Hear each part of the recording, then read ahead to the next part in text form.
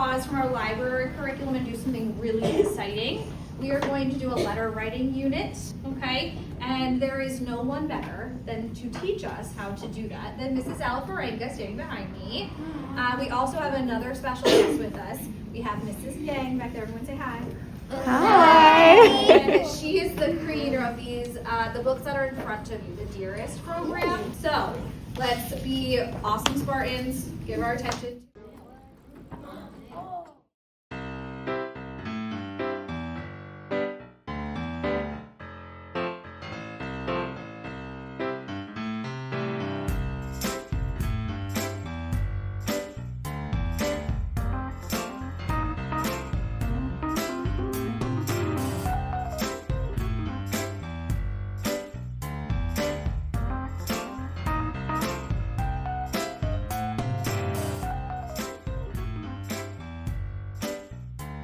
I wrote my letter about making it in football. Part of it about my dog. How I was in Spanish immersion. I asked them if they watch football or something because my dad always watches it. And, baseball. I'm writing to a senior home.